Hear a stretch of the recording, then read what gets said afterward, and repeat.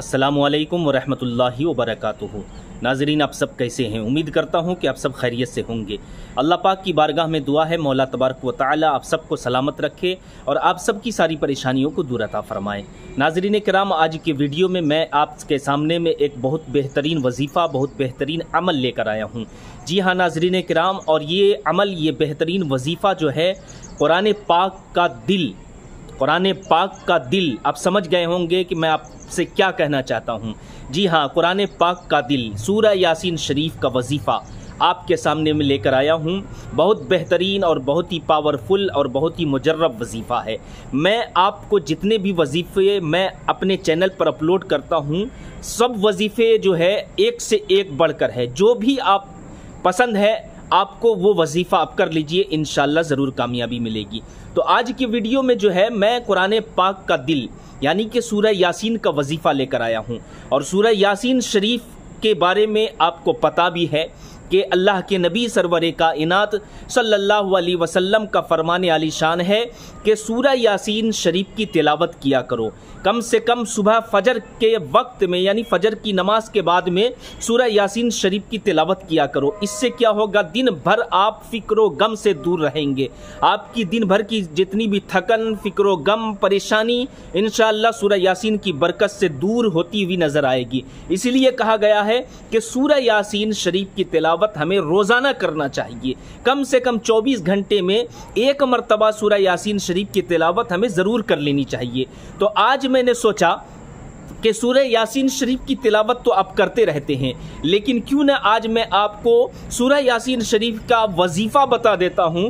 जो ये वजीफ़ा अगर आप करेंगे तो इंशाअल्लाह तबारक व तआला जो भी परेशानियां चल रही है, रब तबारक व तआला सूरह यासीन की बरकत से जो है आपकी परेशानियों को इंशाअल्लाह दूर फरमा देगा। तो नाज़रीन किराम, गुजारिश करता हूँ, वजीफ़ा मैं आप तक पहुँचा रहा हूँ, इससे पहले गुजारिश मैं करता हूँ कि इस वीडियो को ज़्यादा से ज़्यादा शेयर करेंगे, हमारे चैनल को ज़रूर सब्सक्राइब करें। तो नाज़रीन किराम, और एक गुजारिश, और ये सबसे बड़ी गुजारिश है कि आप 5 वक्त की नमाज ज़रूर अदा करें। मेरे भाई, नमाज जो है अहम इबादत है। अल्लाह तबारक व तआला जो हम आप पर जो नमाज को फ़र्ज किया है, मेरे आका करीम सल्लल्लाहु अलैहि वसल्लम फरमाते हैं कि नमाज जो है मोमिन के लिए मेराज है। आपने सुना होगा और हदीस में भी है कि नबी रहमत सल्लल्लाहु ताला अलैहि वसल्लम मेराज की रात में खुदा से मिलने के लिए गए। तो वो नबी की मेराज ये है कि वो अर्श पर पहुँचे, खुदा से मिले।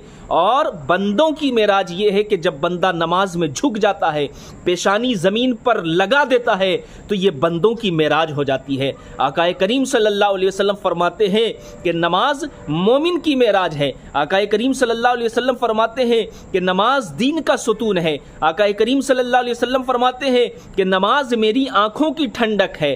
तो नाजरीन, हमारी इस्लामी बहनों, माओ और इस्लामी भाइयों से गुजारिश करता हूं कि नमाज के पाबंद ज़रूर बनिए, नमाज पंजगाना अदा कीजिए। इंशाअल्लाह उसके बाद जब आप वजीफ़ा करेंगे तो ये वजीफ़े में आपको ज़रूर कामयाबी मिलेगी। तो नाजरीन इकराम, आइए मैं आपको वजीफ़ा की तरफ ले चलता हूँ। वजीफ़ा को गौर से सुने, किस तरीके से मैं आपको बता रहा हूं। मैं सबसे पहले ये क्लियर कर देना चाहता हूं कि जो ये वजीफ़ा मैं आपको बता रहा हूं, ये किसी हदीस में नहीं है, ये बुजुर्गान दीन का कौल है। बुजुर्गान दीन ये वजीफ़ा को किया करते थे, इस वजह से मैं आप तक भी पहुंचा रहा हूं। गुजारिश करता हूं कि इस पर अमल कर लीजिए, क्योंकि कुरान शरीफ पढ़ने का सवाब भी मिलेगा, तहज्जुद की नमाज पढ़ने का सवाब मिलेगा। तो इंशाअल्लाह सवाब का सवाब भी, वजीफ़ा का वजीफ़ा भी, और आपका जो मुश्किल चल रहा है आपकी ज़िंदगी में, वो मुश्किल आसान भी हो जाएगी इंशाअल्लाह तबारक व तआला, यकीन कामिल के साथ जब आप करेंगे। तो नाज़रीन किराम, वजीफ़ा गौर से सुने।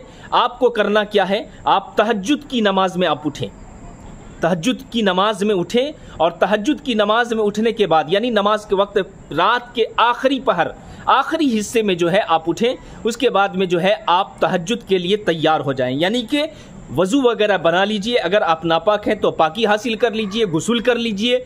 और अगर नापाक नहीं है, आप अगर नहाना नहीं चाहते हैं तो कोई दिक्कत नहीं है, आप वज़ू वगैरह बना लीजिए, क्योंकि वज़ू तो बनाना पड़ेगा। नमाज के लिए वज़ू बनाना ज़रूरी है, बगैर वज़ू के आपकी नमाज होगी नहीं, इसलिए वज़ू बनाना बहुत ज़रूरी है। वज़ू वगैरह अच्छी तरीके से सुन्नत तरीके से आप बना लीजिए, और सुन्नत तरीके से वज़ू बनाने के बाद जा नमाज आप ले लीजिए। अगर इस्लामी भाई मस्जिद में तहज्जुद की नमाज अदा करते हैं तो कोई परेशानी की बात नहीं, बिल्कुल जा सकते हैं, कर सकते हैं, पढ़ सकते हैं, कोई इसमें डर की बात नहीं है, क्योंकि मस्जिद खुदा का घर है। आप तहज्जुद में जाएं, आप 12 बजे रात में उठ के जाएं, 2 बजे रात में उठ के जाएं, इसमें डरने की कोई बात नहीं यार, हम अल्लाह के घर में जा रहे हैं, ये समझ लीजिए। तो बहरहाल आप अगर इस्लामी भाई अगर मस्जिद में तहज्जुद की नमाज़ पढ़ना चाहते हैं तो मस्जिद में जाकर पढ़ें, और अगर घर में पढ़ना चाहते हैं तो घर के अंदर भी आप तहज्जुद की नमाज अदा कर सकते हैं। तो मैं आपको बताता हुआ चलूं कि आप तहज्जुद में उठें, वज़ू वगैरह बना लें, वज़ू बनाने के बाद जा नमाज बिछा लें, और जा नमाज बिछाने के बाद फिर सबसे पहले आप टाइम देखिए। सबसे पहले क्या करना है, आपको टाइम देखना है, कहीं ऐसा तो नहीं कि तहज्जुद की नमाज का वक्त जा रहा है। वक्त देखिए कि कितने वक्त में तहज्जुद की नमाज का वक्त ख़त्म हो जाएगा, अब उस वक्त को पहले देख लीजिए। अगर आपके पास में वक्त है और बेहतरीन यानी अच्छा वक्त अगर आपको मिल रहा है तो आप जो है कम से कम 2 रकात, ज़्यादा से ज़्यादा 12 रकात तहज्जुद की नमाज अदा कर लीजिए। वक्त है तो पूरी 12 रकात नमाज अदा कीजिए, और वक्त अगर कम है तो 2 रकात भी पढ़ सकते हैं, 4, 6, 8, 10 जितना वक्त है उतना आप जल्द से जल्द जो है तहज्जुद की नमाज अदा कर लीजिए। तहज्जुद की नमाज अदा कर लेने के बाद में जो है आपको क्या करना है, सूरह यासीन शरीफ की तिलावत करनी है। सूरह यासीन शरीफ की तिलावत, आप एक कुरान शरीफ ले लीजिए और कुरान शरीफ देखकर सूरह यासीन शरीफ की तिलावत कीजिए। मैं आपको ये इसलिए कहता हूं कि कुरान पाक को देखकर तिलावत करना आपको 2 सवाब मिलता है। एक तो तिलावत करने का सवाब और कुरान को देखने का सवाब, कुरान को छूने का सवाब, तो बहुत सारे सवाब मिल जाते हैं। इसलिए मैं कहता हूं कि कुरान शरीफ आप ले लें, कुरान शरीफ को अपने पास रखें। उसके बाद में जो है सबसे पहले कुरान करीम को खोलने से पहले नबी रहमत सल्लल्लाहु अलैहि वसल्लम की बारगाह में 7 मरतबा दुरूद पाक पढ़ लीजिए। 7 मरतबा दुरूद पाक आपने पढ़ लिया। 7 मरतबा दुरूद पाक पढ़ लेने के बाद में जो है फिर आपको क्या करना है, सूरह यासीन शरीफ की तिलावत करनी है।